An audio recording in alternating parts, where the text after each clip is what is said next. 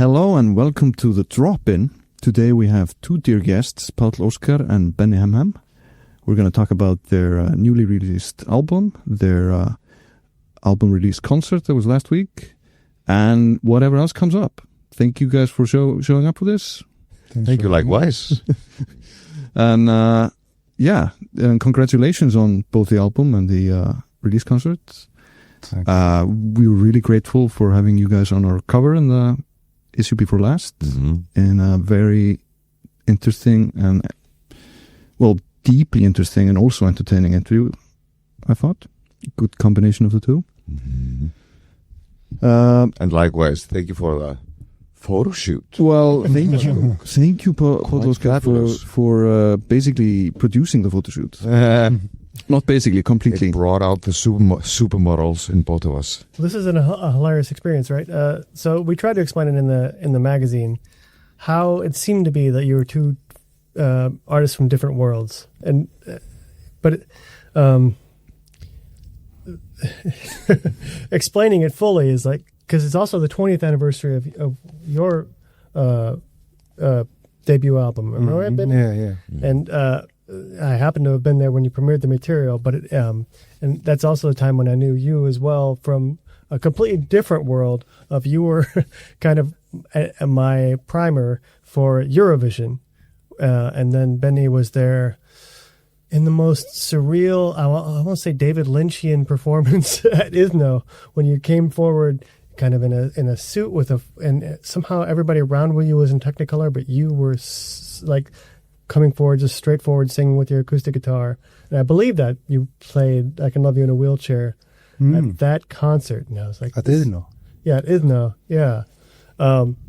So you always had this strangely dark kind of just behind the front, the kind of just behind the eyes, a darkness that requires a certain amount of introspection and probably damage.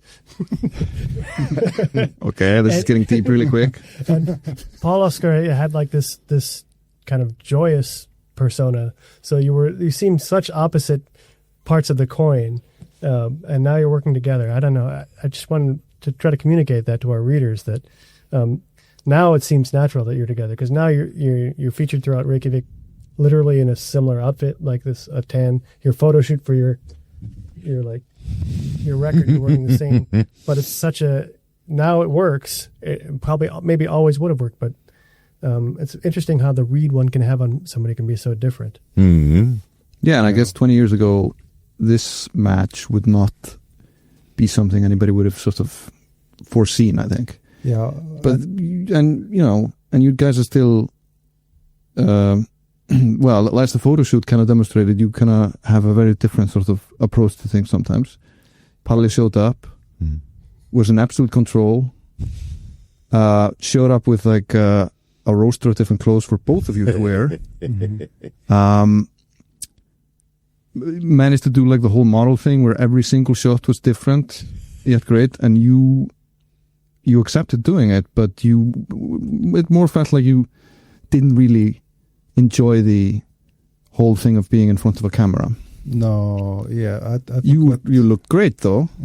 Should keep that in mind. But like a very different sort of I think what the atmosphere going on. Talking about, I have been thinking about a little bit, because like we are kind of different in one fundamental aspect. I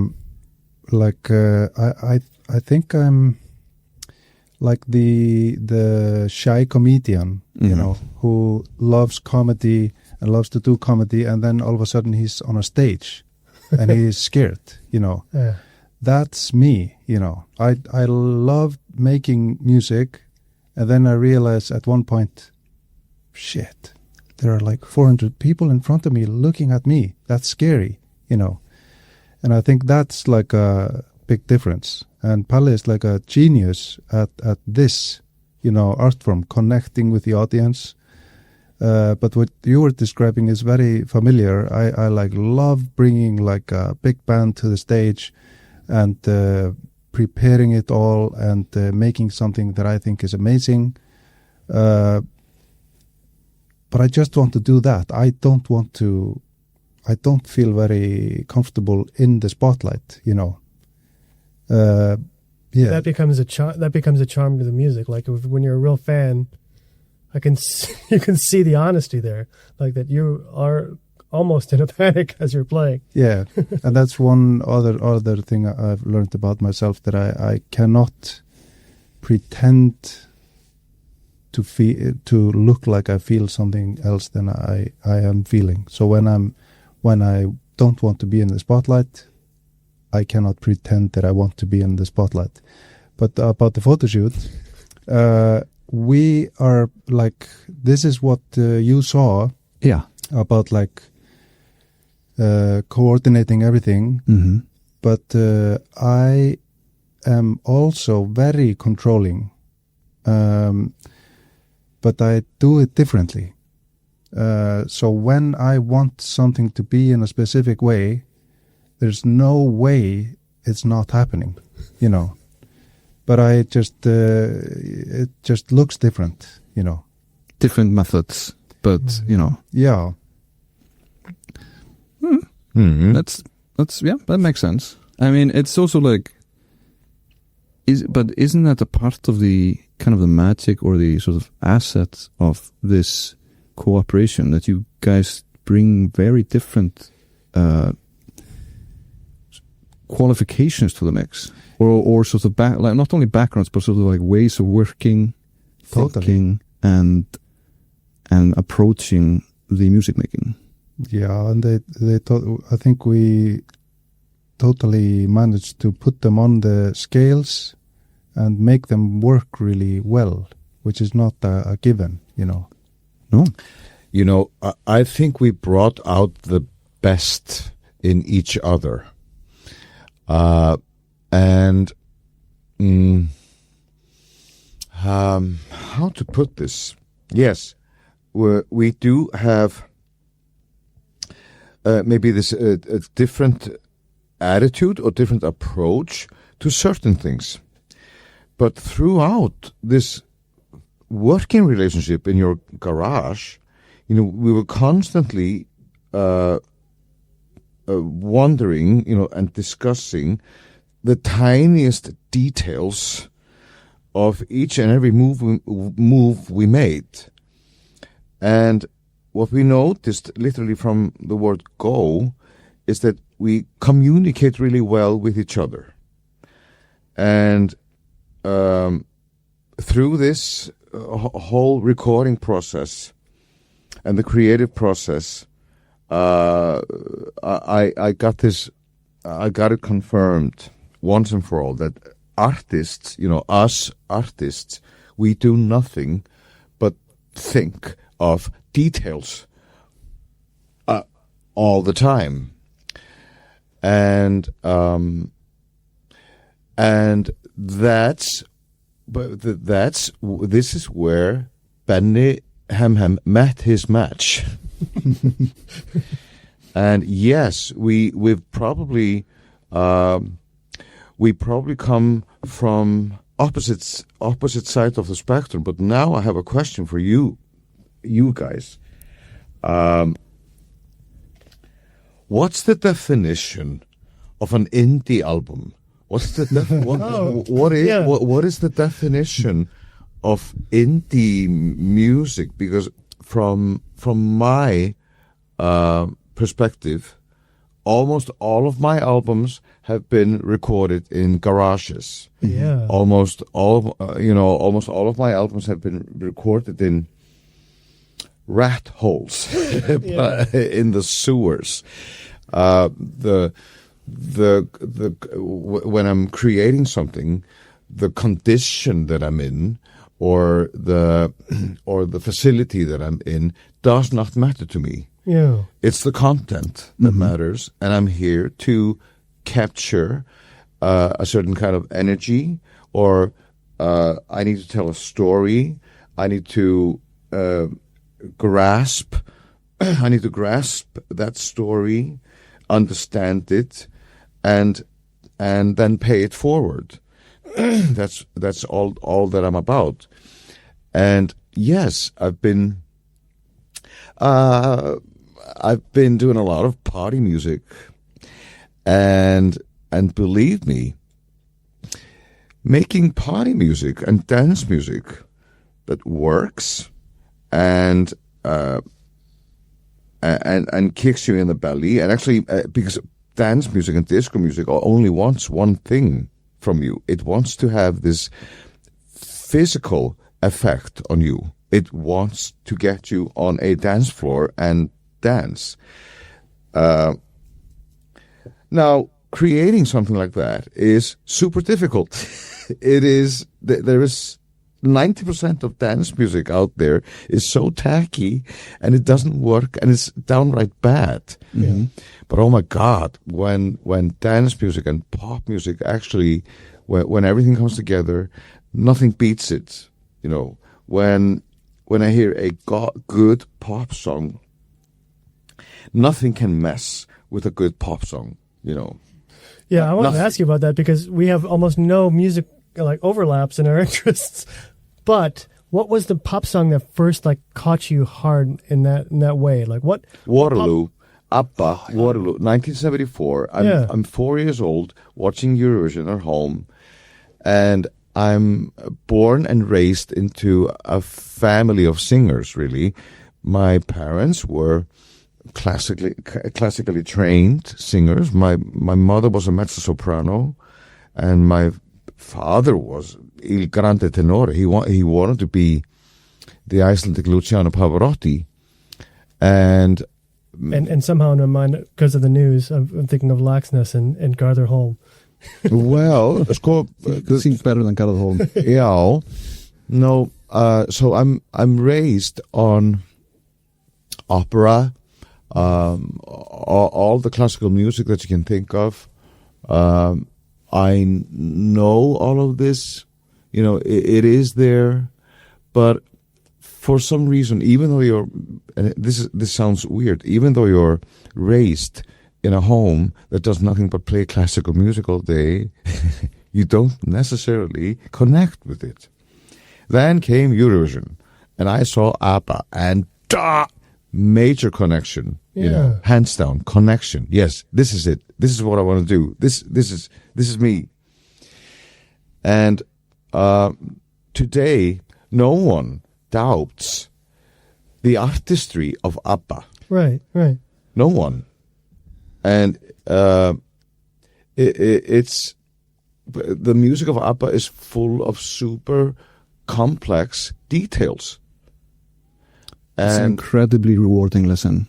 I mean, there's so much going on in there. Yeah, I agree with that. Sorry. And I've been through the same process so many times before. So for me, making music in the first place is all about energy. It's also about storytelling, and it's about connection. And yes, Benni Hemm Hemm is right. I do have this natural talent of connecting with people on stage. It was natural? It seemed... Yes. I'm very, very young. I'm like 2 years old when I'm performing on the living room floor for my mother's girlfriends. You know, in Iceland we have this so-called saumaklúbbur thing. Sewing circle, right? And if these women were gathered around in my home, I usually put a record on and I performed for them, and they ate it up. They loved it, and I did too. I loved the attention.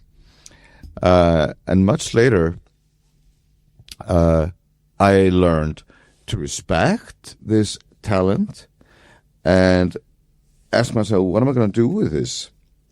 And just yesterday, I did this party.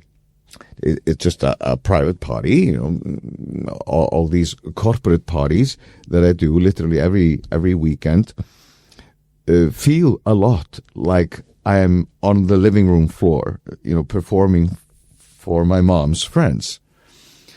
But there's one really, and now I'm getting to the point where me and Benni Hemm Hemm differ. Mm. When I perform, when it's showtime, I dress up. I have this other persona called Páll Óskar.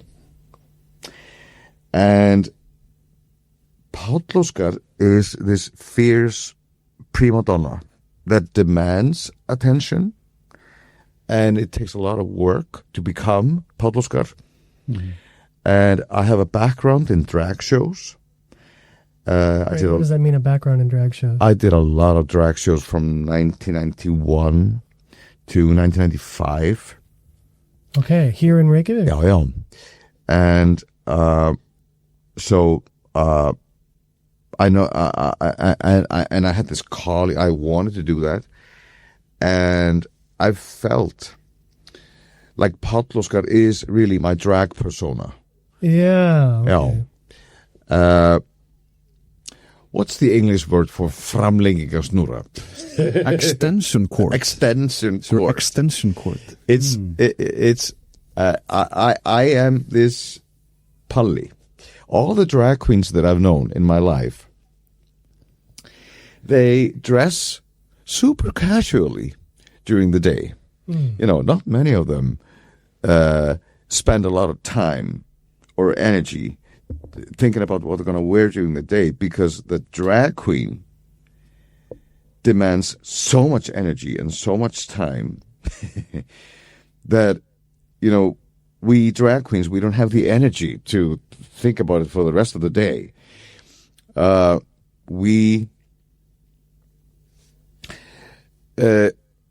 Páll Óskar shows up on stage, the glamour, the costumes, and all of that is an extension cord that I put out there, and it's the audience that plugs in. And that's where they make a connection. They make a connection with Páll Óskar, that persona. Mm-hmm. Like you make this very, and it's a very honest, very, it's a very,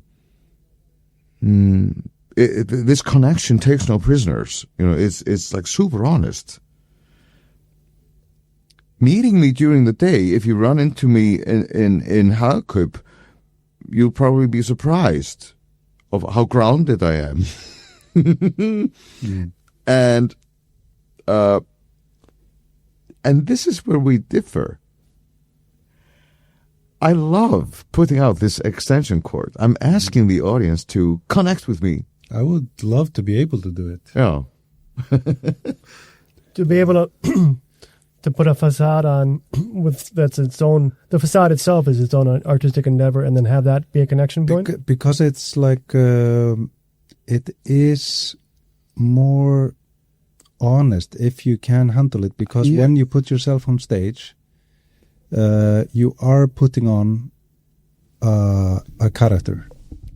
No matter if you like, have you read the David Byrne book, How Music Works? And now I am embarrassed to say no. I've had conversations about it, I can say about that much. Yeah. He describes that when the Talking Heads were playing at the CBGBs, they told the light engineer, when we go on, turn the lights on. When we're done, turn them off. Like, this is not a theater. We're a rock band. We don't wear costumes. We're ourselves on stage. You know, no. So turn no the house bullshit. lights on? Yeah, it was just like being cool about, like, we don't have a light show. We don't have costumes. We're not a theater group. It's so funny you say that, though, because obviously now, you know, he's always in... Hang on. Next step. Okay. Then he realized we're all wearing skinny jeans and white T-shirts, and we're in CBGBs, which is like a movie set. We are wearing costumes, and we are doing theater. When he realized that, he went all in with costumes and everything. Yeah. And he, I think he refers to it if he doesn't, that's what is called like the authenticity illusion. Mm-hmm. Yeah. And I was really embarrassed when I read this, because I had always been thinking the same with my band. Like, we just wear our own clothes. We're not a theater group. We are like authentic. And this is bullshit, you know. Yeah. No matter, like, the only problem that occurs is like for you who's standing on stage. You know, everyone else is watching people in costumes. But we are just thinking we're not wearing costumes. Know what I mean? So actually facing this is honest, I think. I was gonna make the interjection before you said that, but no, you basically said that, which is that I don't think it's necessarily a facade. I think, to me, like a good live show or concert is almost like a religious experience. It's like a massive connection. Mm-hmm. And whereas you, by maybe default, try to avoid it, even though it happens. I've been at your show. It does happen, whether you like it or not. And you embrace it. And that's the difference. But I think, like, when we're talking about like the importance of the live scene in Reykjavík and why it's important to have small venues for young bands, it's to kind of like learn to connect. I think for me that's what it's key. That's a key element, because it's something you have to kind of work on for it to work. And to me, like, if you go to a live show and this connection doesn't happen, the show didn't make sense to me, if that makes any sense. I'm there for the connection too. I'm obviously there for the music, but the connection is super important, I think. And now we're following on with the sophisticated discussion of music. I feel like that as kind of critical reception of music has changed with I think with podcasts, because you get so many more voices, that the term indie fades out. What your initial complaint was, hey, by the way, bullshitter, why do you call people indie? Yeah. That's what you opened with, right? That's what you kind of backhanded with? I wanted to say something about that, if I may. Yeah, absolutely. You guys haven't answered the question. What is the definition of indie? I would like to at least provide one answer or a thought about this. Because people said to me after our show that this was so like nice to watch because Páll is like the pop star and I'm like there as an indie factor, and I genuinely don't understand what people mean, but it's like it's said as a compliment, but I just don't understand it. I'm not criticizing it. I don't understand what people mean, but I think this is like two things. It's like indie as an aesthetic. Which I don't understand, because bands who don't say anything on stage and that being indie is like an aesthetic decision, and it's for show like everything else, and it's like just as good as anything if it fits with the whole picture. The second thing is like the literal meaning of being an independent artist. And I think this is really interesting in regards with Páll, because he is an independent artist, which is not common, to be a huge star and being an independent artist. And I think this is one of the reasons he is so widely loved. Like, imagine if he would be signed with a big label and tons of people in between him and his audience, it would not be as sympathetic. He like has personally produced everything he has made, paid like for everything. He owns everything. He's responsible for everything he does. Which is, I was amazed when I found that out, that there's no team around him. And when you think about it, this is like, this is one of the reasons for the love surrounding him, you know. Right? Well, thank you. You're absolutely you're absolutely right, and this is the truth. The first 2 albums that I did, the Stöð album, and then Million of Man with the Millionaires, those two albums were actually smacklösa, bad taste limited. And it was like, rock and roll school for me. I was literally learning, watching other people, what happens when you're actually recording an album, what happens when it's out, how do you promote it, how can you make it sell? And so I learned a lot through them. And then in 1995, I formed my own label, Páll Óskar Productions.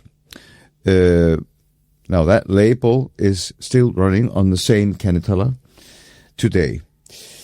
Is that a dig at Play Air? Is it a dig at Play Airlines? Like, or any business on Iceland, basically? Nee. I consider myself to be super fortunate to live and work here in Iceland, where everybody knows everybody. And the best part about it is that when everybody knows everybody, you actually you get this idea early in the morning, this fantasy. At noon, you make a few phone calls because you know someone who knows someone who knows someone. And by dinner time, a demo is being born. This can happen. This can probably only happen in Iceland, and that's the beauty of it. Yeah. I kind of want to ask something that I might be driving myself into a ditch here because of lack of knowledge. But so we talked about ABBA earlier. No. In connection to pop music or dance music, actually, and there is and we were almost like, I don't know where we were coming from with this, but this idea that dance music is shallow is obviously stupid. If you have good, dance disco music like some of the ABBA stuff, it's incredibly layered, not only musically but just emotionally. Oh, yeah. A lot of stuff going on.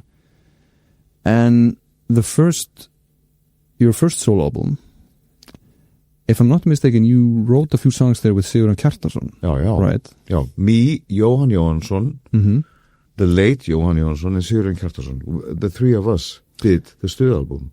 And Sigurður Kjartansson was then primarily known for being in a hard rock, industrial rock band called Ham. Yeah, no. And Jói was too at the time. And Jói was in that band too. Yeah.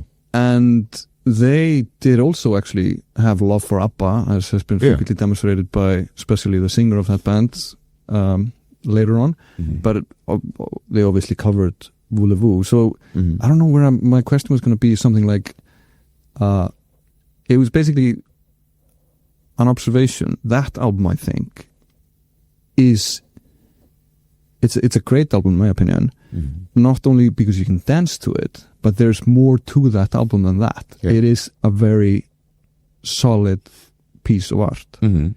So, I guess in all but aesthetic terms, Páll Óskar is indie. No. Or Páll is indie. Páll Óskar is maybe more disco. We've realized maybe indie was a terrible term. It's a terrible term. We should bury it here now. It seemed to be mostly a term to separate that generation from the previous generation, which unfortunately you're in multiple generations, probably because you've been going strong for so long.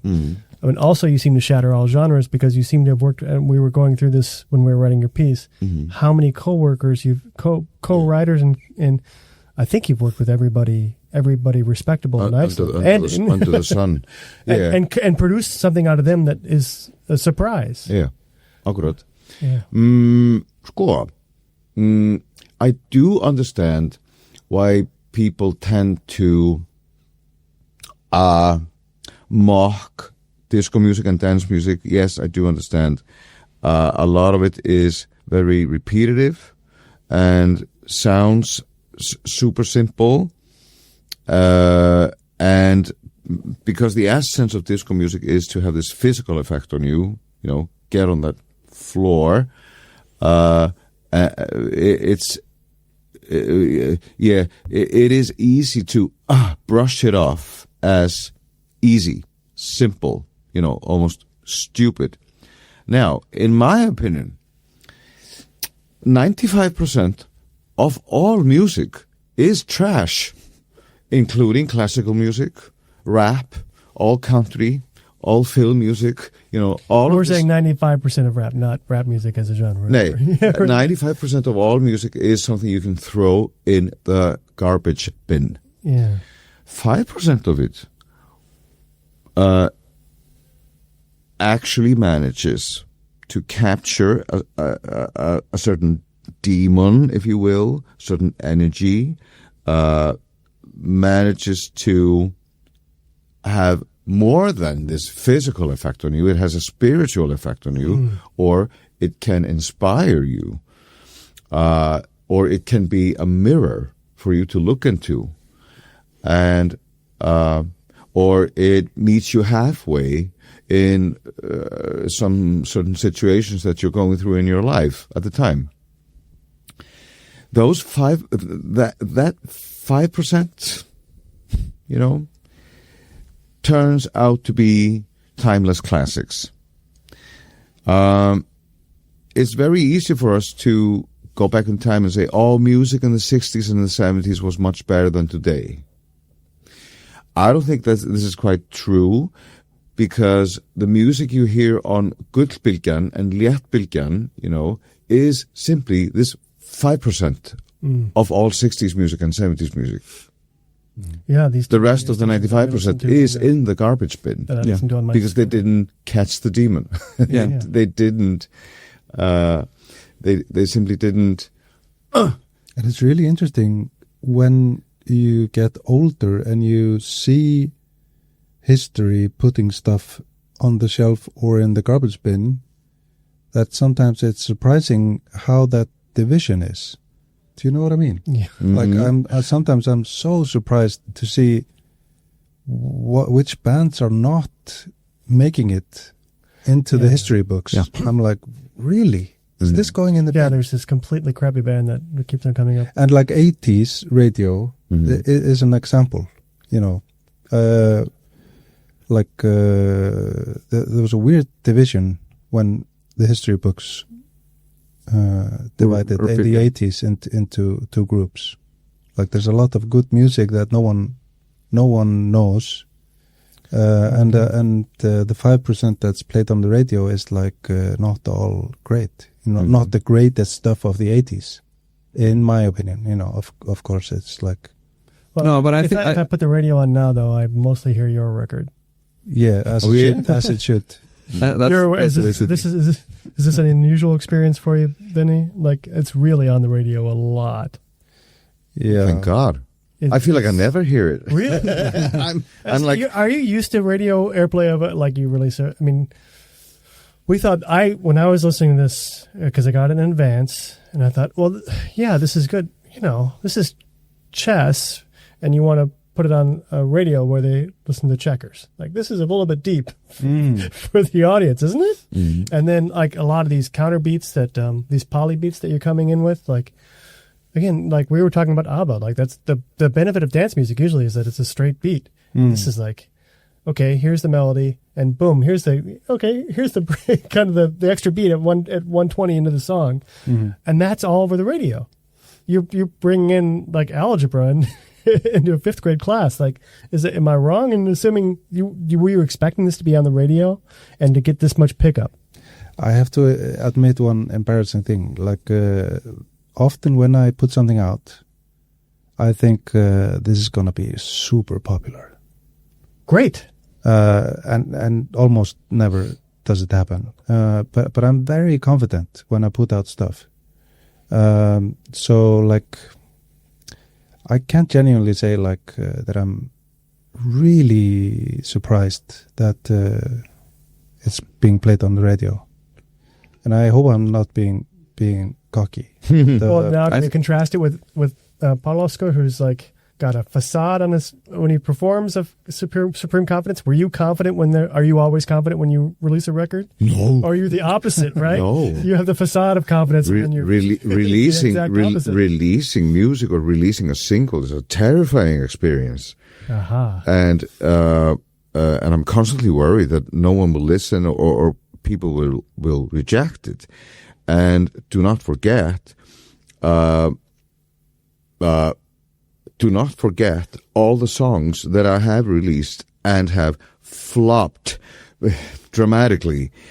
And especially since you're doing it yourself, you're feeling the hit when it flops. Yeah, Nobody's blame but I you. do.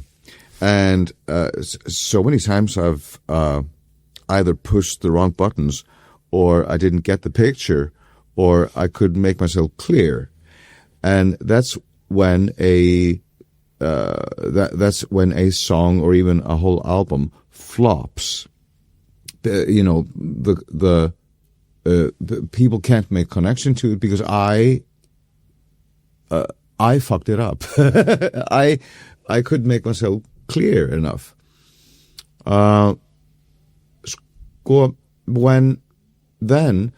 When you actually have a hit song, most of the hit songs that I've done have one thing in common. I was in my own element. It became a hit song because my head was clear. I knew exactly how it was going to, what it was all about. I knew exactly how it was going to sound, and yeah, it's like winning the lottery. It's like bingo. But so many. It's a mix of super complicated things that all have to come together, and guess what happens with me and Benni? The moment we met, we instantly realized that we both have the same passion for music, and we learned pretty early that we speak the same language. Mm-hmm.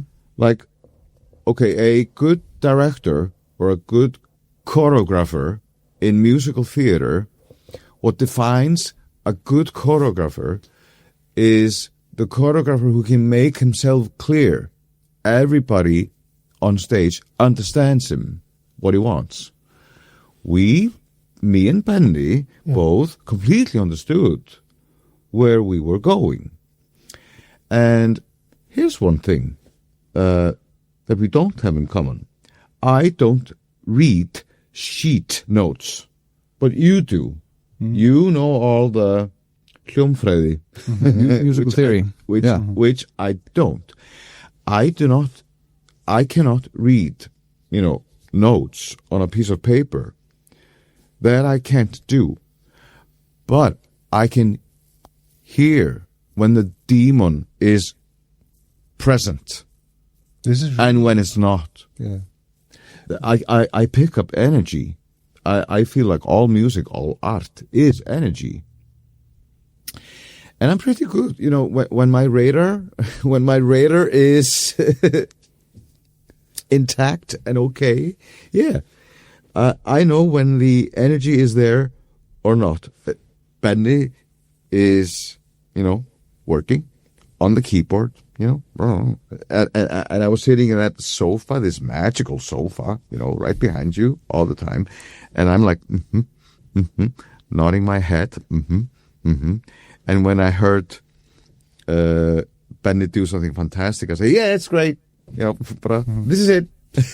When you say keyboard, I was reading the track by track. Are you talking about the 70s organ mentioned in the track by track? Or are you just talking about working on the just in computer general, keyboard? In general, yeah. A Lowry. But I organ. think this is really interesting because when you're young and you're learning music theory and you're making music, people are often afraid of learning all of the craft.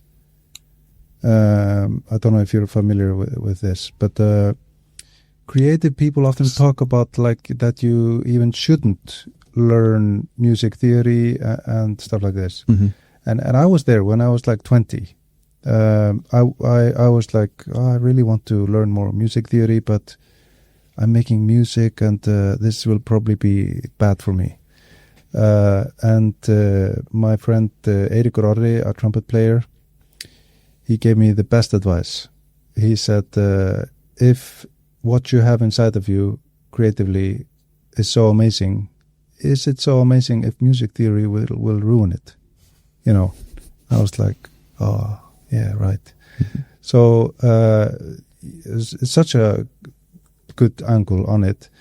But when I am working on stuff like this, it's like it's like different brain heilakvill. Different sides of the brain, basically. Like, spheres. So when I make something, I'm just doing something random that I don't analyze and I don't understand. And then very often I have to teach someone else my songs, and then that's the first time I have to kind of like analyze it, and then I have the music theory to explain, like, here's a bar of 7/8 and these chords and all of this stuff. And sometimes it's difficult for me to understand what I did myself, which is a very clear lesson in like how this works, that the analytic part isn't working when I'm making something. So Eiríkur was right. Yeah, totally. But it's really interesting. We have to communicate. Right? Yeah. But it's. I think this is fascinating with Páll, because he does not have the terms for the chords and all of this. I have other terms. Yeah, but the music he makes, like the melody he puts on to a chord progression I made, is really surprising and complex. Yeah. And I kind of knew this from the start. So like when I make some chords for Páll, they kind of have to be complex, and because if you imagine him singing on top of something, it will not be straightforward. Okay. So like the idea of like not knowing music theory, then you will make something simple, doesn't apply. No. Know what I mean? Mm-hmm. Yeah. Mm-hmm. Well, I think he's also raised with classical music, so he seemed to... Wait, yeah. And I was often like, when he was like, we put maybe on a loop of one part of a song I had been working on, and he was like getting the melody from above, the heavens, oh. And he was singing something, and I was often like so flabbergasted when I heard like when he was starting the line at what note, and it was like really, like this is crazy. And Undir Álögum is a very good example. It's the first demo we did together, literally. Yeah. And you present to me this demo, which I fell flat. I fell flat for the energy of the demo. And then you invite me in. I grab a microphone. We push rack, and I start singing. And I sing. I ad-lib anything that comes to mind. And to be able to do this, I have to completely relax and empty myself. I have to be completely in peace and open to the song. It's like walking into a beautiful labyrinth. Is that the word? Labyrinth. And I have to find my way out. And so I sometimes start over and over again, sing everything I can think of, and then I push, okay, stop, let's do it again, and I'm going to try a different approach, a different attack. And usually something magical came out of that. It's always a second or third draft, you're saying, or a second or third attack? Sometimes it was the first attempt. Okay. But I always found my way out of the labyrinth. Yeah, okay. And sometimes to his surprise. Can we use the guitar? Absolutely. Oh, wow. Yeah. I can show you one example. Oh, great. Yeah, wow. It's sorry about the speaker. Yeah. That's funny. Look, this has never been a problem for me to be completely free. I've never felt as Sorry, Polly. I wrote through. Sorry. I feel like I've never felt poorer listening to this. Does that make any sense? Like mentally poorer. This is like really interesting what you guys are saying. Yeah. The Undir Álögum melody.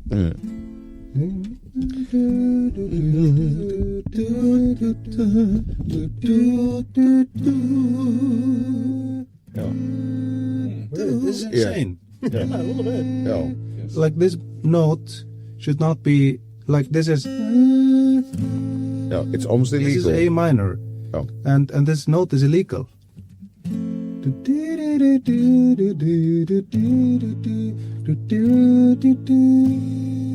Yeah. When the arranger for the symphonic orchestra was arranging this for the orchestra, he called me and he was like, "What's happening there? What should I do with the violins and like what's happening?" Yeah. And at that point, I was like, "I don't really know what you're talking about. Like, I don't know. Like, I had not realized there was anything weird going on. Know what I mean?" Mm-hmm. But it's a good example of being a profoundly weird note. It's so weird, and I think this is what puts the haunting feeling in there, which is like. In the good old days, this would have been called Diabolus in Musica, and it was illegal. The church banned this kind of chord progression. But it's also these things that make a song on repeated listening. It makes it like it makes it worth the 5th and the 10th and the 9th and the 20th turn. When you have these things that you like, you pick it up like 5th time around, you go like, this is so strange, and you don't I'm even hearing have something to new. analyze it. Like I think everyone who hears it is like, on some level, like, what the hell? Yeah, but it's a matter of like which turn you actually realize that. Yeah, is it like the 20th you don't time? even have to realize it. Even if you don't. And I think this is also the ABBA magic. Yes. That even if you're not thinking about the lyrics, your heart hears like a super dark death metal lyric and a dance beat, you know. That's the magic, you know. Even if you tell yourself you're a person that doesn't listen to lyrics and all of this, the magic still works. I'm assuming we're more or less on the last ABBA album here. I think all of ABBA. Yeah, but for me at least, particularly that one. But that's more honestly dark. It sounds a little more dark, yeah. The other ones aren't. Yeah, like SOS is like a suicide letter or something. Yeah. It's like terrifying. So scary. Oh, yeah. This is what you connected with as a 4-year-old? Cool. Everyone loves this. No one can resist this blend. No, but there is... Opera music is also kind of... But there's also... Is it not? I mean, I remember like... The opera music. Opera music. Opera. I was growing up with. Maybe that's kind of dark too. Maybe we have a deep darkness behind Páll Óskar that nobody knows about. But I've always remembered myself as being completely free in my creative process, even when I'm 2 years old. I was constantly minding my own business. I had no interest in going out playing football or sports, but give me a pen and a paper or some crayons, and I was just there all day in my parents' living room drawing, always, and drawing like the no breaks, you know. It was so super easy for me, and I was like basking in my own spotlight. And this has always come naturally to me. Then my parents sent me to music school to take piano classes, and it was a horrible experience for me as an 8-year-old, 9-year-old, 10-year-old, learning to read notes. And the piano teacher, bless her heart, she was demanding that I would learn how to play the piano and look at the notes. But my head constantly went down. I needed to see my fingers where they were on the piano and understand it that way. She was constantly pushing up my chin to read the notes, and my head always went down again. Now, those lessons ended up with her putting svutta. What's that? Apron. Huh? Apron. An apron on me, and she put the apron over the keyboards in order to make me read the notes. What? I stood up and left, Yeah, good for you. and I thought, "Fuck this!" And I didn't touch the result was I didn't touch the piano for years. Yeah. And also around the same time, because I was also drawing. My parents thought that I would become the next Walt Disney or something, or a comic, a comic book writer. So they sent me to art school to study drawing. The most boring experience ever. Learning scales, hlutföll, form, blah.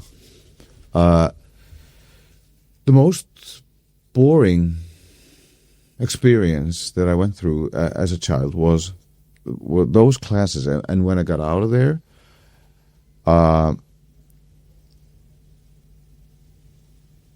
my God, I felt fortunate to get this out of my system. Years later, I was in MH college, and Friðrik Thor, the filmmaker, he visited the class. And all the kids in class, he had just made Börn Náttúrunnar. So he was like this super high profile film director in Iceland. And they all asked him, how do you become a filmmaker? And his answer was, you don't really need to go to film school. Just watch movies. That's what he said. And today, a lot of young people, even kids, they usually come up to me and they always ask the same question. How do you become famous? That's their first question. I want to be famous. And I usually reply to those kids, you're kind of starting at the wrong end, because everybody can be famous. You can walk down Laugaveg naked, and then you'll be famous for being that person who walked naked down Laugaveg, You can be famous for anything. It's almost a joke. But if you want to become noticed for your music, if that's what you're asking me, I always answer the same. Listen to everything. Listen to classical music, country music, death metal, film music, musicals, Eurovision. Listen to Britney Spears, and ABBA, and Madonna, and all the rap in the world. And then when you actually start, when you find your art, when you find your voice, and your genre that you want to embark on, if you want to do rap, believe me, when you sit down and start making your rap music, you will eventually have to grab on something from someone or something that someone has done before. Then you better know. Please do yourself a favor and know where it comes from. Know where it comes from. Because if you don't, it will become one of the 95% of trash that will be thrown in the garbage bin. Mm-hmm. It will not have it's not going to be authentic. It's going to lack. You will hear that it's a copycat of something else, just a copycat, like a shallow copycat of something. But believe me, if you just keep it behind the ear where it comes from, believe me, you will add your own sound to it. You will find your sound. When you have found your sound, then you will sell records. And yes, then you will become famous. Anyone who has his or her own sound will sell. Tina Turner had her own sound. Even Madonna, she's not the best singer in the world, but she does have her own sound. Mm-hmm. And not only that, she also had the integrity, and she was authentic, and she was constantly, especially in the 80s and the 90s, she was making music that pushed buttons, pushed the envelope. Papa Don't Preach is a song about abortion. It's the right to control your own body. And she was constantly putting out songs that moved you in some way. Finally, someone said something.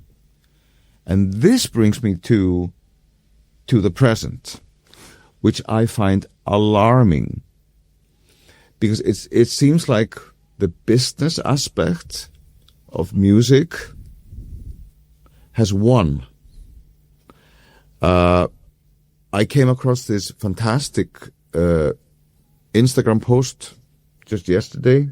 There's this guy, of course, talking about the new Taylor Swift album, and he simply states, "Guys, be careful. When you hear a number one artist today, currently, when you a pop music that reaches number one, take notice, all of this music that is number one, it's all neutral. Beyonce, Taylor Swift, Lady Gaga, they're not saying anything. It's all neutral. They're putting out neutral pop music in time of fascism. They've had 2 years now. For the last 2 years, we've been witnessing genocide. We've been witnessing einræðisherra, fascists, dictatorships, the death of democracy, slowly. How can you, if you're an artist in the first place, and if you have this need to express yourself, and if you have this need to make a connection with people, how can you put out neutral music? Well, and then this Instagram post,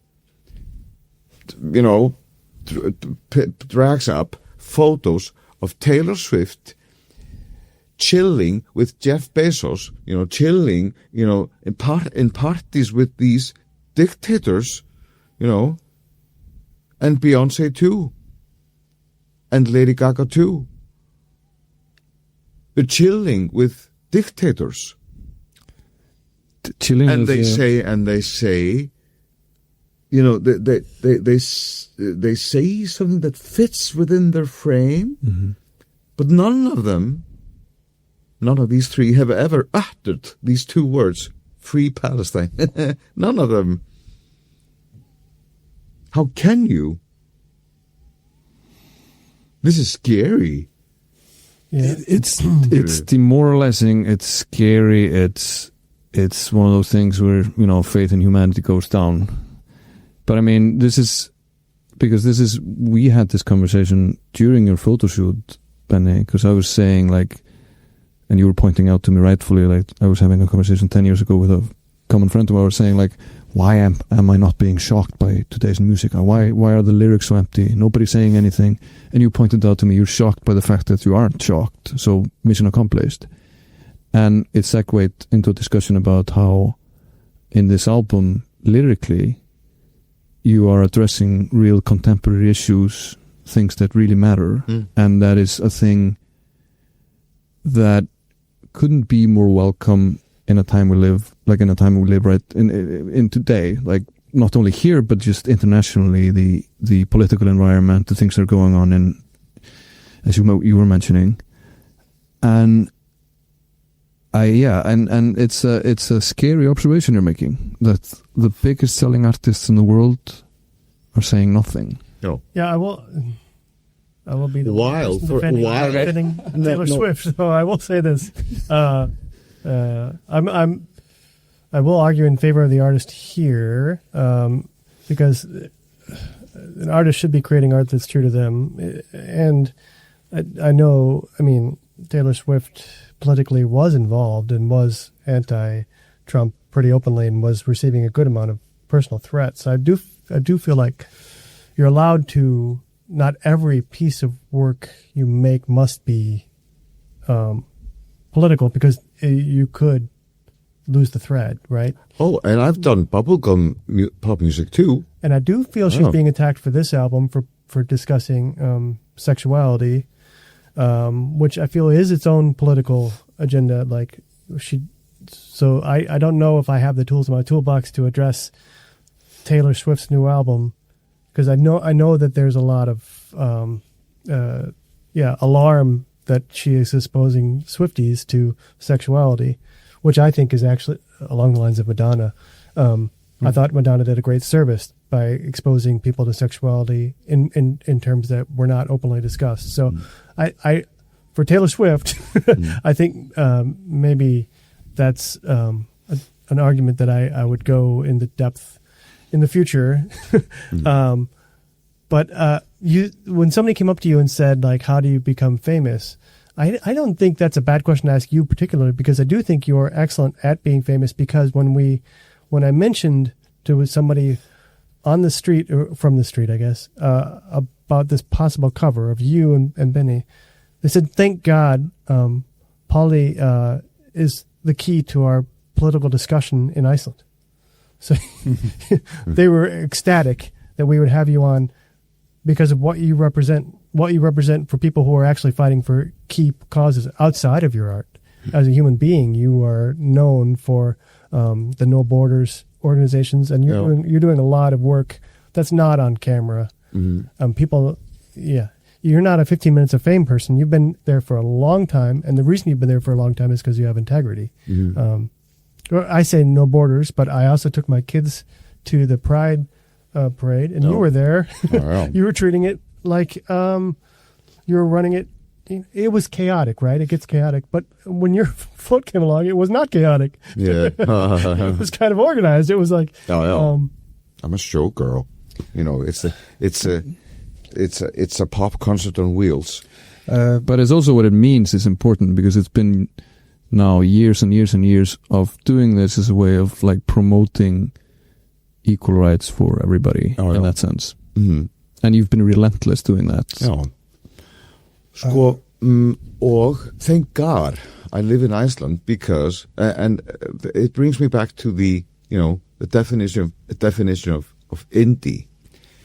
Since 1995, I've had this tiny little record company, and as a result, I've never had this big CEO breathing down my neck in the studio. I've allowed myself, and I've been fully responsible for the crap that I've made, the bubblegum music that I've made, and also the masterpieces. When I really hit the spot, it is. I'm super happy to be there. But I'm teaching music at the Háskóli, and one project I do with most of my groups is protest songs. And I show them some music that I think fits into this category, and then we talk about like the dimensions you can work with.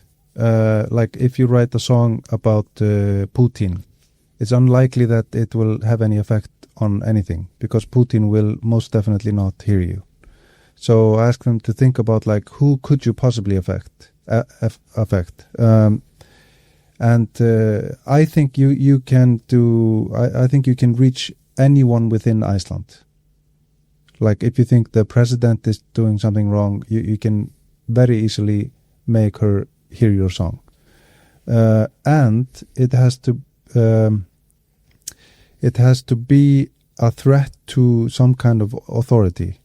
So if that is not in place, you're not really making a protest song. And I was thinking about this when you were talking about Beyoncé and Taylor Swift and all of that, and about our songs. I don't know where like Taylor Swift would enter the discussion about Gaza within her music, you know, but you know, and then she speaks publicly and she has a lot of power, but she lives in America and there are like, you know, it's obvious what's going on there, and it's also obvious what happens if you say something very direct and you're in a position of power. It's really scary. You know what could happen to you, kind of, in America. And in our context, I think like the really important subject is the trans discussion, you know, which we have been trying to focus on because that's like really important to deal with. And you can also sense that if you say what you think about those things, you know that there will be people who are like furious, you know. And this, from my perspective, makes it real, you know. Do you know what I mean? No. If you imagine us making a song about Putin, like... It wouldn't work. Like, what's the point of it? You know what I mean? Yeah. The point of it would be that you know that we disagree with Putin. Right. But do you know what I'm... Yeah, I think you're saying like for it to have any effect, you have to work within sort of the framework of what you are as an artist, and you have to be either implicit or explicit in the way you say it for it to have the most impact. I think in that's that kind of clear destination. Yeah, like there are active groups that are terrorizing trans people. There are active groups that are terrorizing immigrants, and we want to talk to them specifically and say what we think and do what we can to show support to those groups that they are terrorizing. You know, this is like real. Yes, in Iceland now. No, and in rather than creating a song and name dropping Putin or Donald Trump, why not make a song about bullies, you know, and paint a picture of that, because that's what they are. They're using exactly the same tactics, and allow the listener to, you know, take it in, see that picture in a broader context. If the audience has the ability to see things in a wider context, yes, then the protest song has done its job. You know. Yeah, because the politicians that like I disagree with now it has changed, I think, a little bit, because like I don't know, Bjarni Ben would be an icon for a politician I disagree with. this is maybe dangerous to get into. This is really tricky, right? Because we've had this hot tub discussion, and now you're going to say it on the record. I see. No, I don't know. But I think the difference is like that if you want me to cut on this out, feel free to speak and then tell me to cut it out, because I really would like to hear it, and it doesn't have to be. I feel like I've disagreed with their worldview, but now there are like people in positions of power that are don't really only like disagree with their worldview, but they are deciding to be bullies. In the way Páll describes. Yes. You know, which is a different thing. Yes. And I think we kind of have to deal with it on those terms, kind of. Like we don't disagree on immigration. We have to talk about like the extra layer, which is like this weird layer of like, why are you using these bully methods? Like we can't like accept that this is a normal way of talking about things, you know. Do you know what I mean? I think so we yes. brought this up in our prime minister discussion, but I mean, do we name the political party out loud, or do you? That it's the center party that is waging this, is borrowing. It appears to be from the United States. Yeah, the narrative is copy paste. Yeah, from where it's from all the TikToks. In fact, you say the bullying narrative. I mean, it's bullying is first, and then they'll just toss in a target. They're using. Yeah. Come on, let's go beat up. You know, let's go beat up this person together, and then it's the same thing. It's the same thing as like school bullying, and in the big picture, the Icelandic society is a very nice playground for bullies. Like, I know someone who went into the whirlwind once in Icelandic society, and he was the target of everyone, like on their coffee break at work, talking about how miserable that person is. And he was like trained at doing this. He's like a public figure, and it wasn't a big deal for him. He knew the ropes, you know. Yeah. And then next week he saw someone who went into the whirlwind, and that person was just working somewhere and was not trained as a public person, and that person's life is just ruined for good, and her whole family is seeing psychologists, and it just ruined a whole family's life, and no one has ever thought about this person after this week.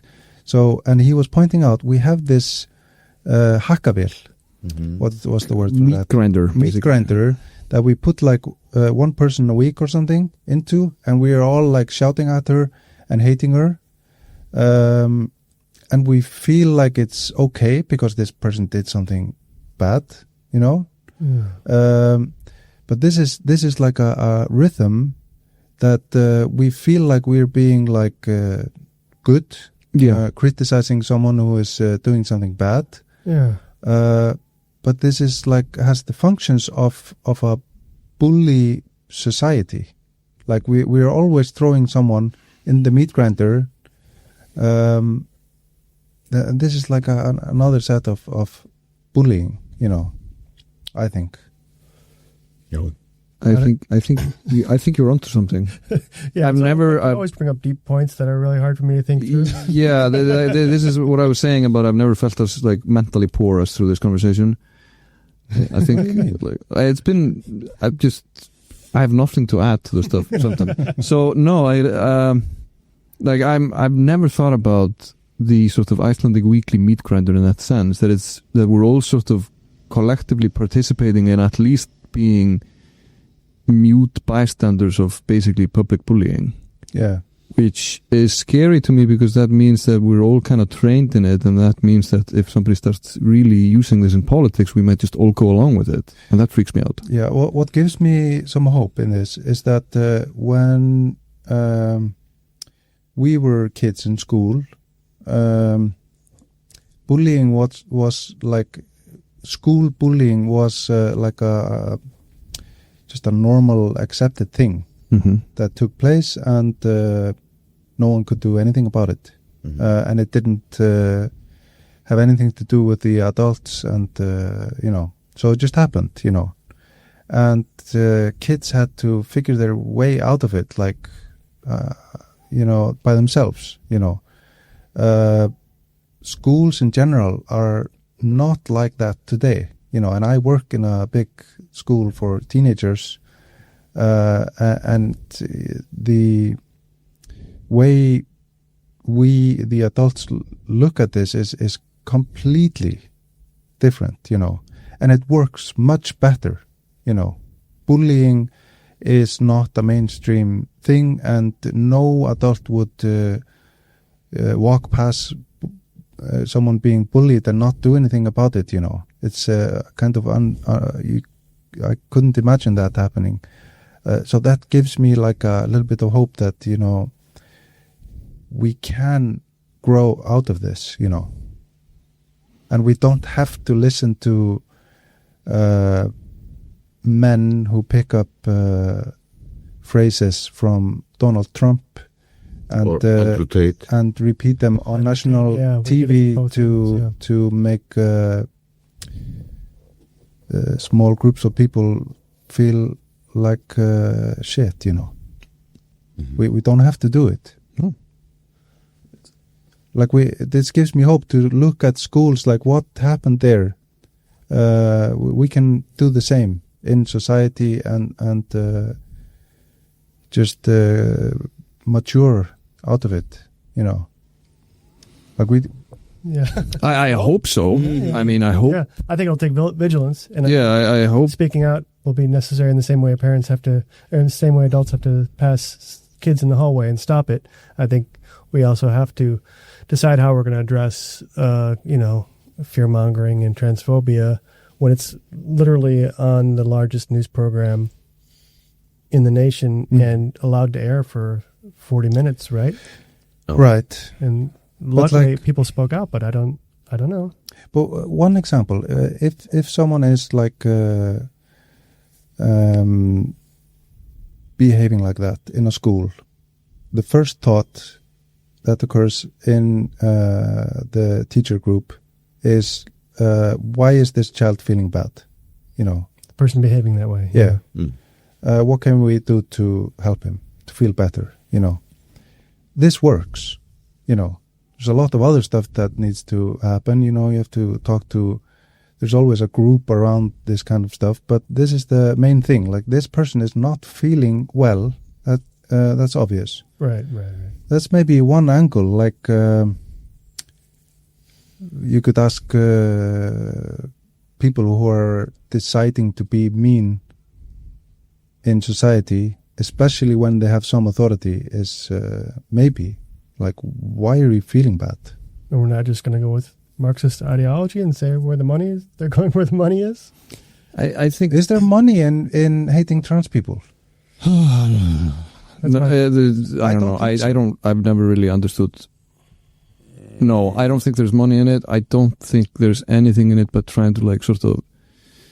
I think the whole trans debate is a bunch of smoke and mirrors. Yes, it's but clicks equals money, right? Yeah, it's insane. Yeah, and it doesn't. Mainly, this is just distracting. It's distracting general public from something else, which is more important. What is that? and more dangerous. Þú veist, ég held að sé sko.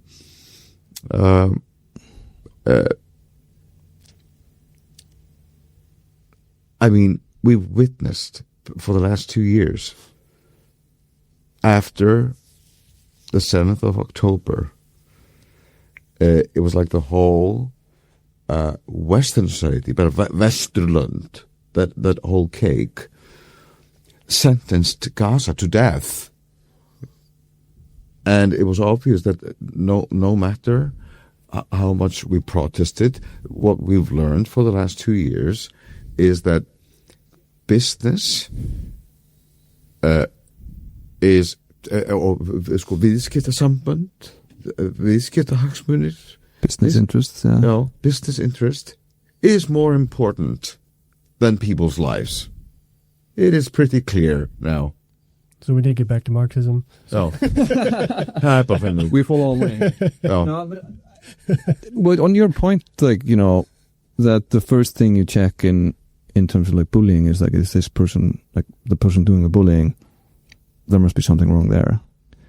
And I think about this sometimes in terms of like, it kind of makes sense to me in the terms of like online, people are like saying terrible things online, they're being really aggressive, they're you know, hiding behind the idea that, you know, we can't talk about things, blah, blah, blah.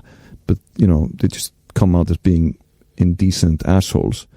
I sometimes ponder whether or not that's actually a symptom of modern day internet loneliness. Just people are just lashing out because they don't have anybody to talk to. Do you know what I mean? In terms of like how the environment we're sort of dealing with in terms of like discourse online and stuff is that it's bullying and it's really mean, and it seems to come from like people being isolated, not talking to other people face to face, like real humans. Groups not talking is like a huge problem. Yeah.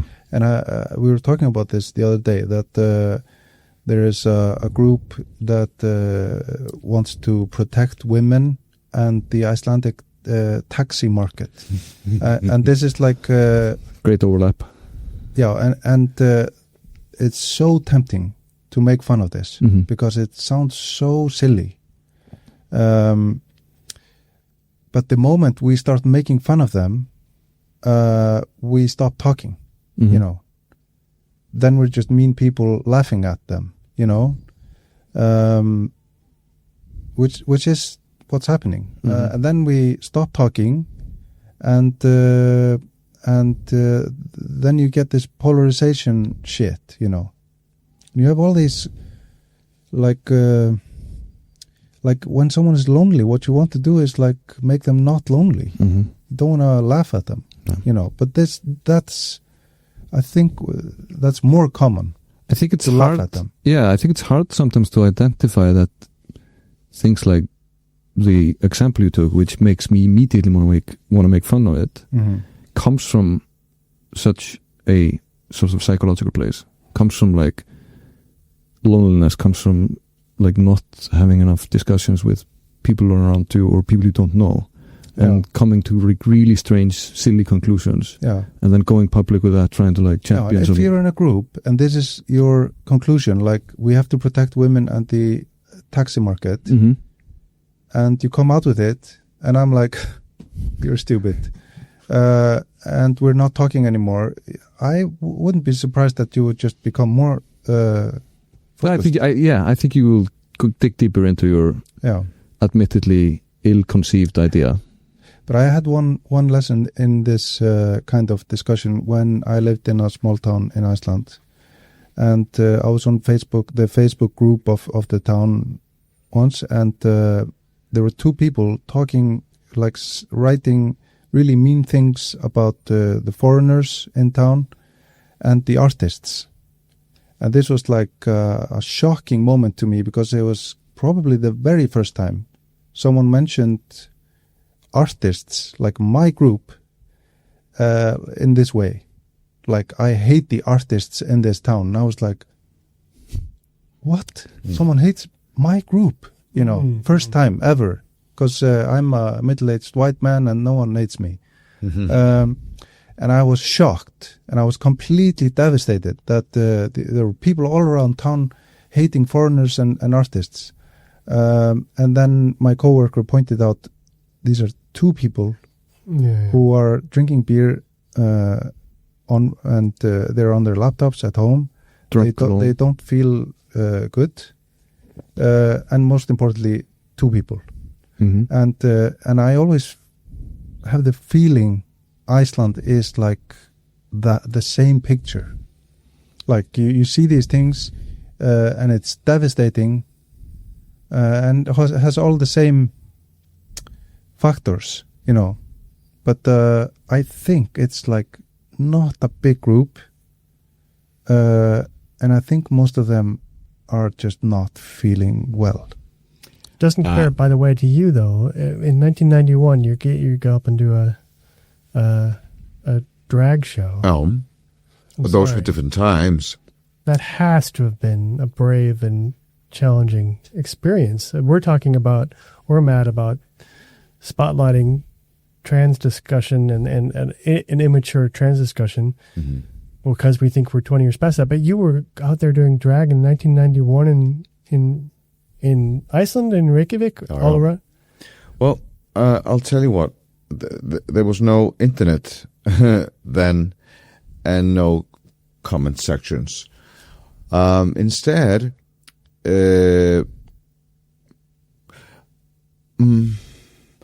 we, the drag queens at this club, we became pretty high profile on the spot.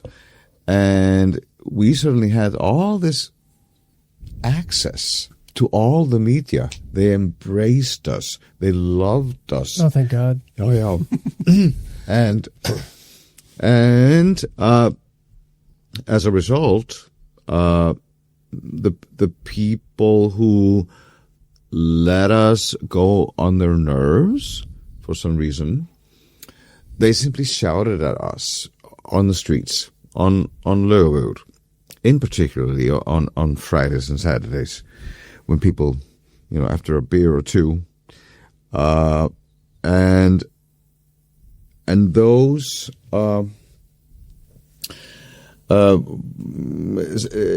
usually they were yelling slurs like fags, faggot, and the shortest one that was ever shouted at me on the streets was simply the word "oi." That's the word I heard most of the time. "Oi," and those were the days. What I learned from it was simply not walk down Lögvegur on Fridays and Saturdays after 9 o'clock in the evening, and find your people, stick with them, live a very good life in the company of your fellow gay man, and that was my way out of it, and that was my way to keep my sanity. I can promise you, I don't know if I would have handled it to be a young drag queen in the times of internet and comment sections, because the attacks that these young queens are living with are severe and super nasty. I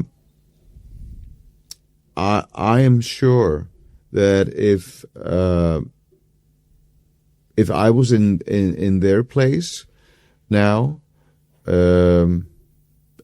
facing bigotry on the internet, I would have lost my mental health. It would have been much tougher for me to stay sane.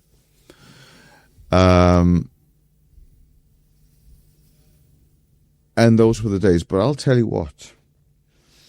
The other day we were on TV, me and Benni, and we were doing our song Eitt af Blómunum, which is probably the standout track on the album so far. And you will never find me on Facebook arguing in the comment sections. I just don't do that. And I do not allow myself to enter that kind of energy. And ég átakafælin, conflict avoidant. Huh? You avoid conflict. Yeah. I don't. I just, I think it's a waste of energy and time. You avoid conflict, but you're huge in the protest scene, and you get right in the front lines. Yeah, Okay. because when you're when you're actually an activist, all kinds of activism, in my opinion, is all about everybody does what they possibly can, the way they can, using the tools that they have. Yeah. That always turns out to be the best. And I have these tools, I have this window, and yes, and where I can help, I do. I show up. And the other day we were on TV doing Eitt af Blómunum, and I was scared shitless of the reaction on the comment section on ruv.is, because ruv.is has a Facebook page. Oh. And usually when the Gísli Marteinn TV show is on, I usually only see gubbukalla, emojis with puking emojis and shit emojis, and usually the same comment: am I paying for this? Is my tax money paying for this fucking TV show? Gísli Marteinn, always the same guests. I've been on there 3 times in my life. In 20 years? And yes, I was scared shitless, checking the reaction to the song. And guess what happened? No matter how much I searched, there was not one bad comment from anyone. Not one bad comment. And it dawned upon me, and I asked myself, why isn't virkir í athugasemdum, why isn't that person puking on the Facebook page of RÚV now? Why is there complete silence? And it dawned upon me, it's because they are, virkir í athugasemdum, they are Eitt af Blómunum. They are one of the flowers. They've probably gone through some disgusting, vicious violence in their lives, or they've been neglected, or they've been bullied themselves as children. They're still facing the consequences. They're still broken, probably alone, probably barely making ends meet, probably isolated, and they're full of rage, full of anger, and they have no place to put their anger to except the comment section, or calling út af saga, or it must be. So you think that song spoke so directly to them that they had connected to it? Yeah. They had nothing. They made a direct connection, and they probably started crying, just like the audience on that TV set, and just like us in the studio. It took us a long time to do the song. It took us a long time. It took me a long time to write that lyric. But when it finally happened, it had this massive effect on both of us. We were both crying in the studio. So do not forget, the most important lesson that I've learned in my life is when someone throws a tantrum at me, the first question I always have to ask is, okay, where does this come from? Where does this person come from? Why does he have the need in the first place to say such things? Yeah, I think it's dangerous to think of these people as some hidden evil place of society. No, I don't think they are. No. But it's a dangerous picture, I think. Divisive. It's divisive. But I mean, it's a theory, at least here, through their song, that these people just need a hug, basically, a talk, companionship, love, and somehow this new format that the internet and social media is giving them some sort of weird amplifier to their negative thoughts somewhere online. And we are kind of trying to navigate this sort of new society these things have brought us. It's an interesting, it's a big massive problem we're having as a society. But I guess the moral of the story is like bring them understanding and bring them love, in your case through the song, and I guess for the rest of us through individual action, interaction. I don't know. Yeah, but But the media also plays such a big part. Yeah. Like, I heard this radio program about a small town in England. There was a guy who mapped out the area that where children played, when they went outside to play. And the area was like the whole town, and it ended by a lake, and they couldn't go any further, And then 30 years later, it occurred to him, I would like to make a map for the present times, like where are children playing now? And they had like a small frame of grass outside of their houses, individual houses. Yeah. And they weren't allowed to go anywhere outside of that. And their parents were the kids from the previous research. And he asked them, how was like your childhood? And it was like a dream.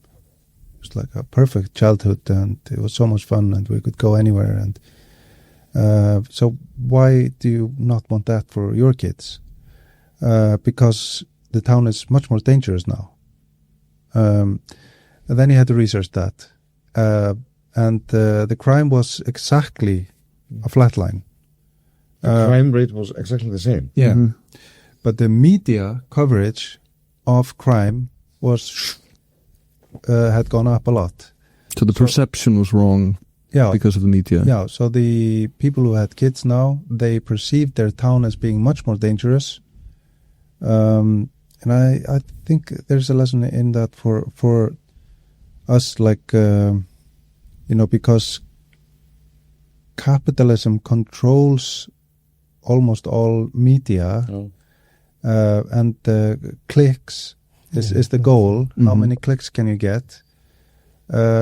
And people saying nasty things on the internet gets a lot of clicks. Traction, yeah. And this makes us perceive that there's a lot of hating going on, while possibly it's just those two people who are not feeling well in the small town. And not only that, in the good old days, when the parents of these kids were out playing, mm-hmm. the media was a newspaper, a physical newspaper. You opened it up, you read the news, and you couldn't react to it immediately. Mm-hmm. Mm-hmm. Yeah. Today, you can react to what you see immediately, meaning and resulting in all media is now clickbait based. Which you have to do if you run any kind of media. You have to. But with the exception of us, of course. We're a print magazine, and the feature is in print. You hit that. So all the media except the regular Grapevine. All like, everything is terrible except for us. But even when it was just a piece of paper, there were sensational. There was the yellow press, sensational journalism all the time, yeah. And also, I remember vividly the video nasty era in the early 80s when VHS came along with a lot of horror movies that, used to be underground, and almost invisible to the public eye. And suddenly video rental stores pop up with a lot of titles, horror movies from Italy, cannibal movies from Italy that were gross. And then this moral panic took place, and in particularly in England was this super sensational campaign going on. Videotapes will ruin your children. Videotapes will, change your children into chainsaw murdering lunatics. And so the sensationalism was there,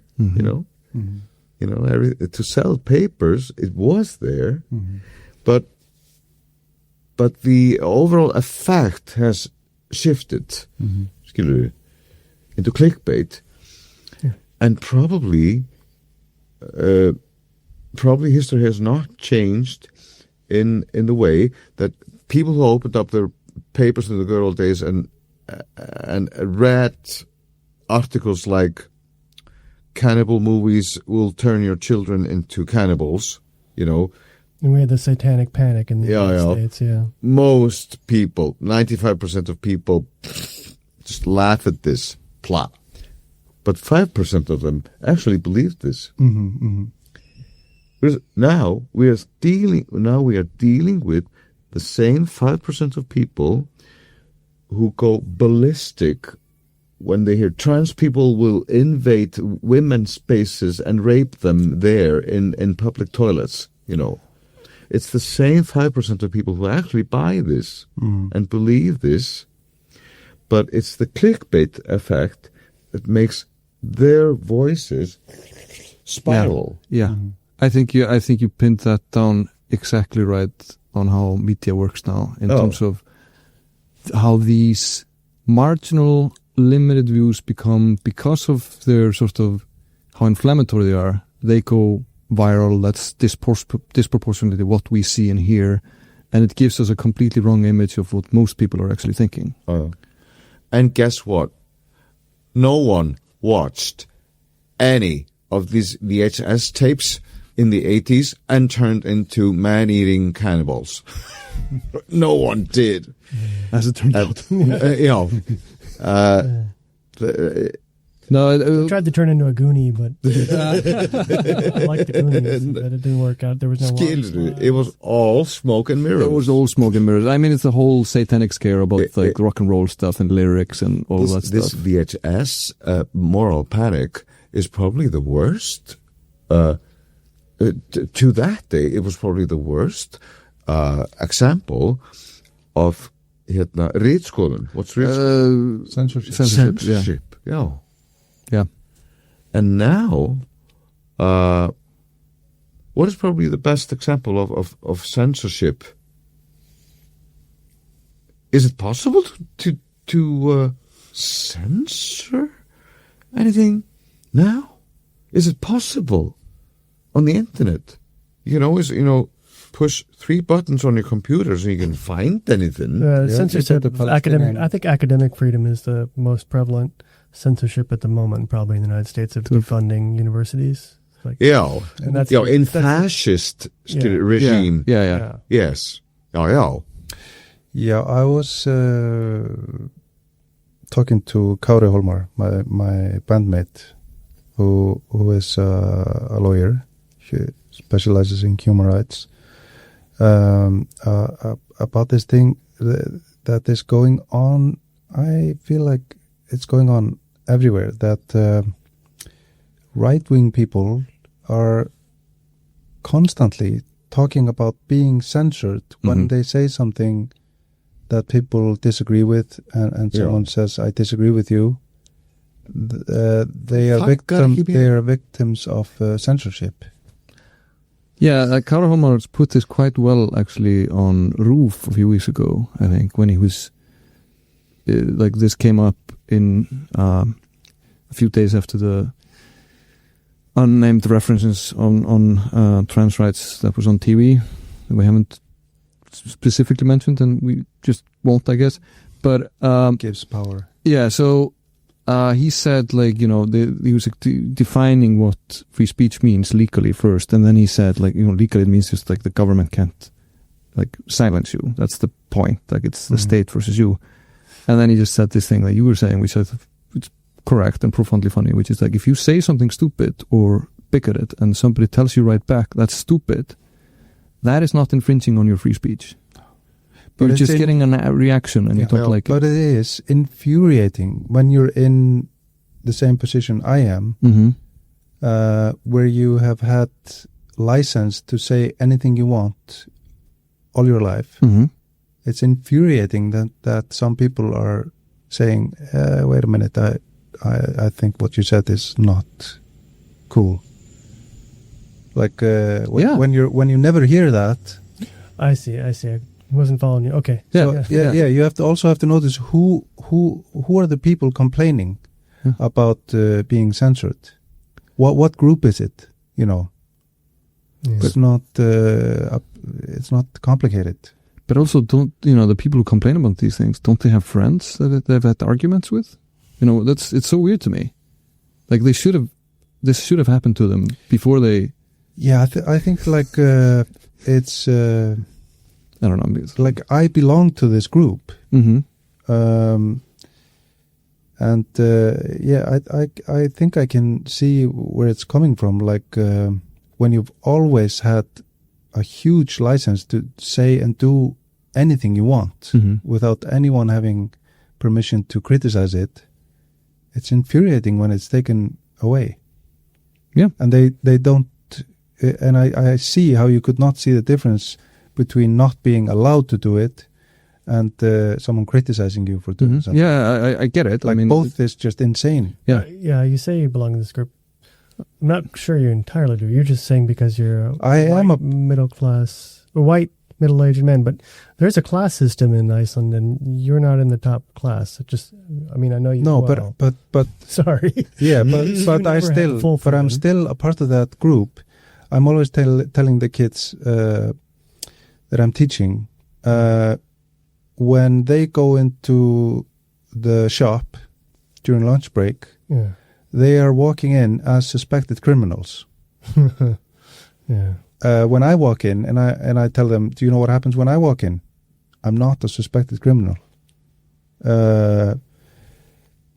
When I say something anywhere, I no matter if I like it or not, I have this authority, which belongs to my group.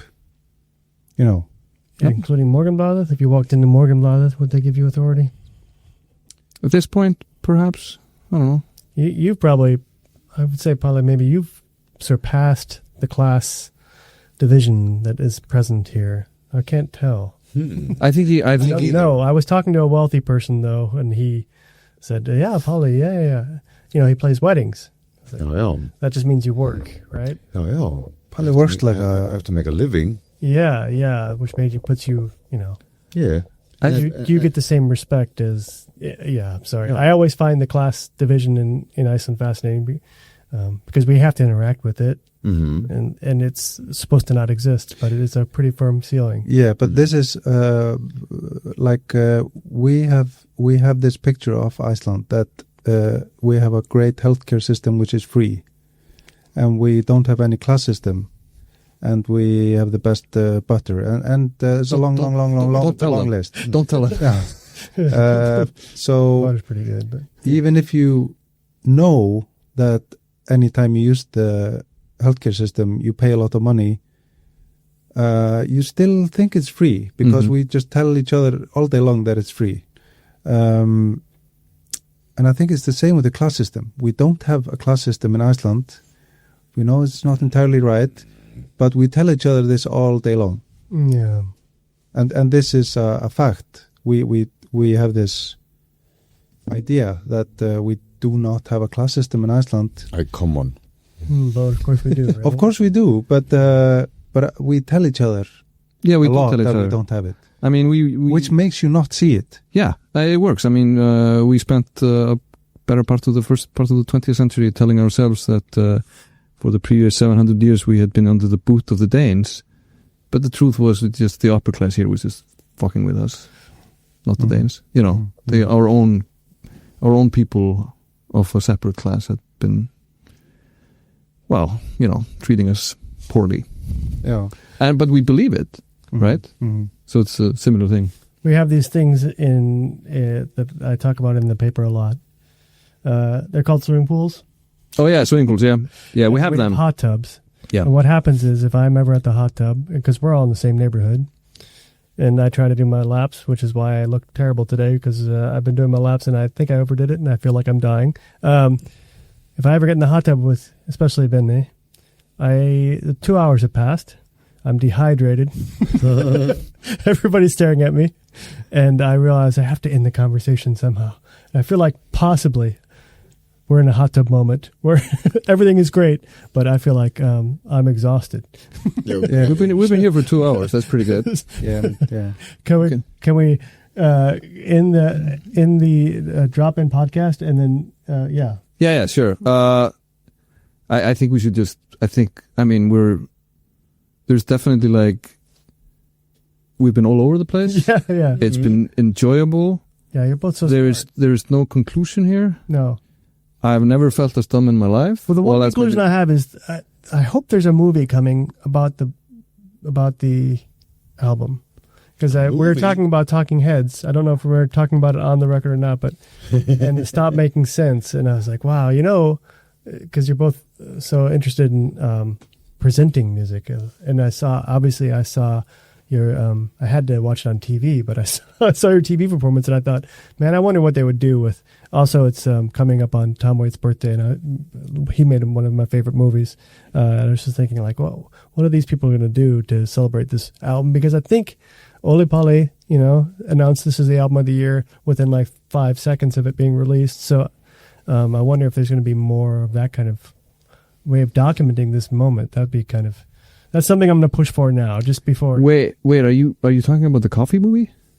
What? No, Tom Waits thing? Tom Waits' Big Time is my favorite. Oh, I have no idea what you're talking about. Okay. So what I was gonna, like, the first thing, this is insane and stupid, but first thing I thought, like, why don't we take, like, why don't we put up like a film set? We don't need a script. We just put these two guys down together in like a booth in a restaurant, and then you just have like a roster of people coming in to talk to them. Yeah. And we see what comes out of it, and then you edit it down into a movie, and you can have these people, like, I don't know, say it's Snorri Másson or somebody. You can actually have a conversation with him. Yeah. Sorry, I never heard that name. The Voldemort, sorry, and you can see like what comes out of it if the two of you actually engage in a conversation with a person who at least allegedly disagrees with you, and we just do these and do 10 different things.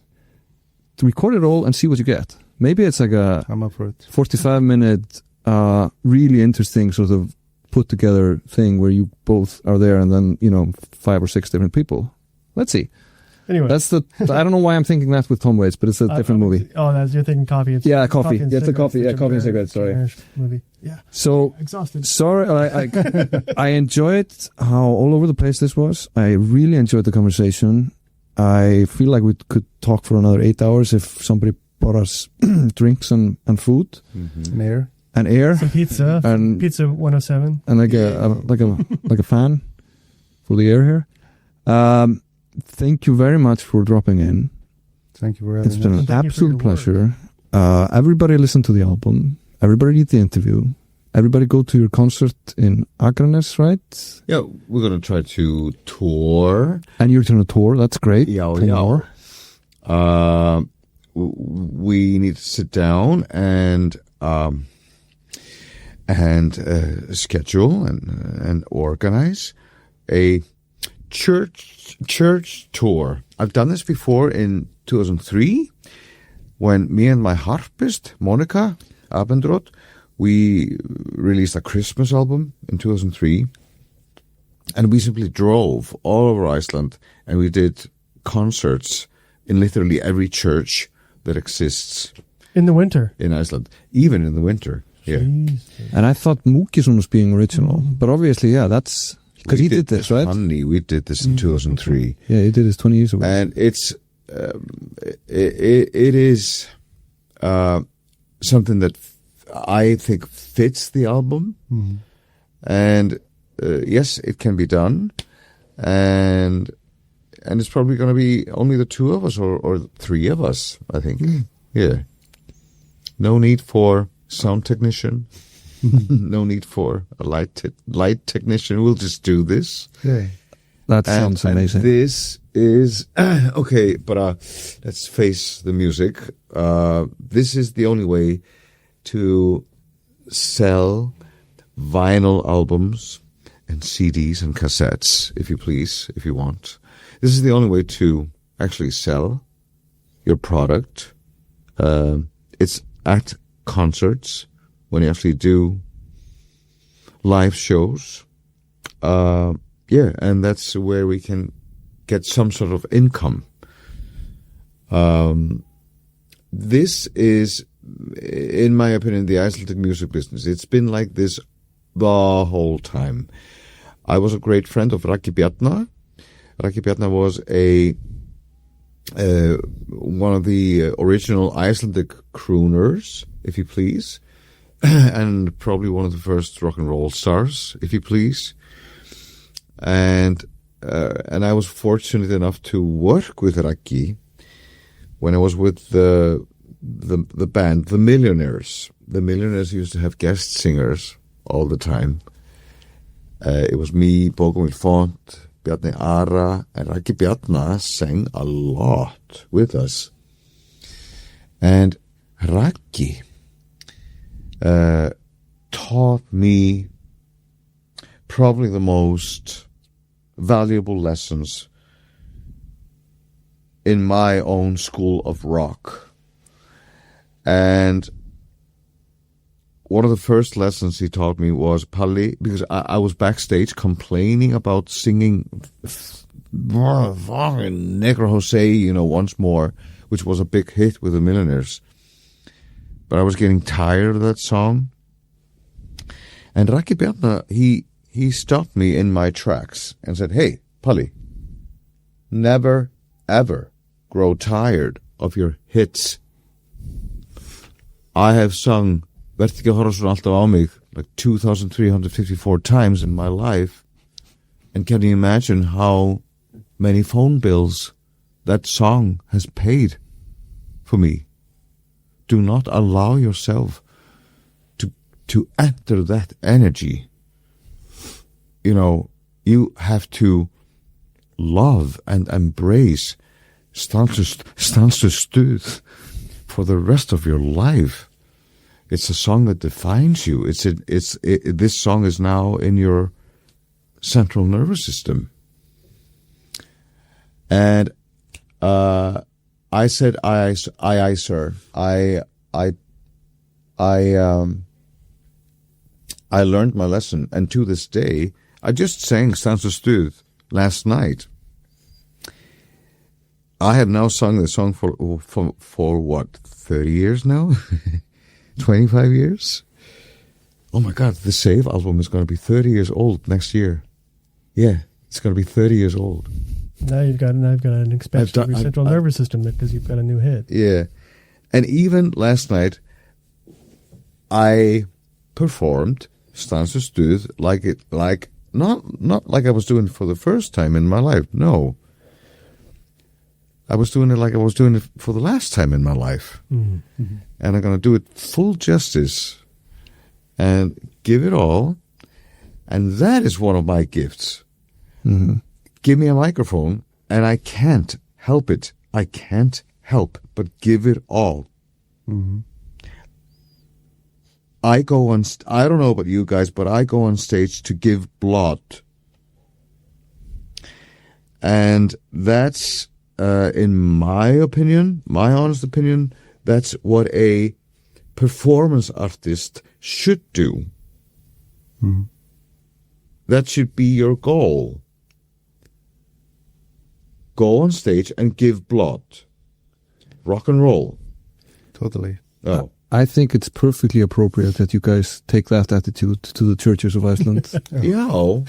I mean that sincerely. And we will. Oh, yeah. And I think everybody should seek it out. And I hope the two guys in that village show up and find some love and redemption there. They will. You think so? Yeah. No. Okay. Well, thank you so much again. I've already said how pleased I am with this. Tack. I- Thanks for watching. Yeah. Bye bye.